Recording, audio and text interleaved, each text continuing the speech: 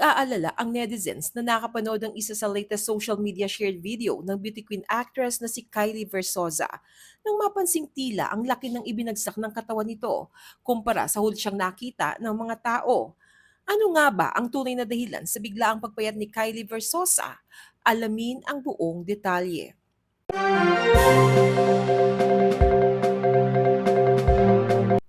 Hindi maiwasang mag-alala ng netizens sa tunay na lagay ng kalusugan ng beauty queen actress at model na si Kylie Versosa dahil sa sobrang pagpayat nito ngayon.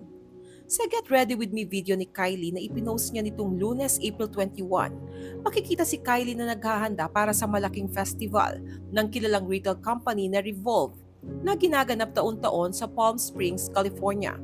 Ang Revolve ay kasabay ng malaking Hollywood music festival na Coachella. Invite-only lang ang Revolve Festival at madalas dinadaluhan ito ng mga kilalang pangalan sa Hollywood, music, fashion at modeling industry. Kaya naman pinaghahandaan itong maigya ng mga attendees gaya ni Kylie. Sa umpisa ng kanyang Get Ready With Me video, makikitang nakabikini lamang si Kylie, kaya kitang-kita ang kanyang buong katawan. Hanggang sa sinuot na niya ang kanyang outfit of the day na isang diamond bikini top, cargo pants at white boots.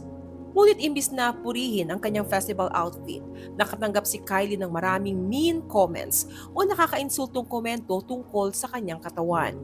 Pinuna ng ilang netizens ang umano'y sobrang kapayatan ni Kylie na tila hindi na raw maganda o healthy.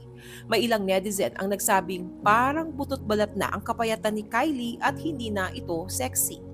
May ilang netizen din ang nag-usisa kung ano ang nangyari kay Kylie at kung ayos lang ba siya dahil sa sobrang pagbagsak ng timbang na para bang may pinagdaraanan siyang health problem o eating disorder.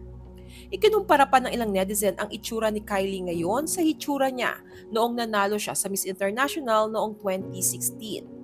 Noon daw ay sobrang ganda ni Kylie, pero ngayon ay para na siyang tumanda ng ilang taon dahil sobrang payat at tila dry na ang kanyang balat.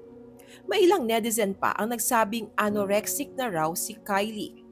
Ang mga may ganitong kondisyon ay takot tumaba kaya pinipilit nilang magbawas ng timbang sa pamamagitan ng hindi pagkain ng tama, sobrang pag-exercise at iba pa. Pinayuhan naman ng netizen si Kylie na magpakonsulta sa doktor para sa kanyang nakakabahalang pagpayat. Samantala, agad namang sinagot ni Kylie ang mga concern ng netizen sa kanyang kalusugan at katawan. Iginit ni Kylie na siya ay perfectly healthy at happy. Sa katunayan, kumakain daw siya ng masustansya at inaalagaan niya ng mabuti ang kanyang kalusugan. Sinabi rin ni Kylie na super proud siya bilang isang Pinoy. Pero dahil sa mga judgmental comments sa kanyang katawan, mula mismo sa sarili niyang kababayan, ay nahihirapan na rin siyang ma-appreciate ang kanyang pinanggalingan. Dagdag pa ni Kylie, sobrang huli ng araw ng Pilipinas kumpara sa ibang bansa. Pero nagagawa pa raw ng maraming Pinoy na magkomento at manghusga sa katawan ng iba.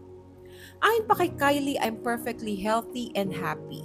I eat healthy and I take very good care of my health.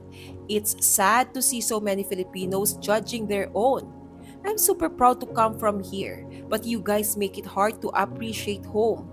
We're far behind, and yet here we are, still commenting on other people's bodies.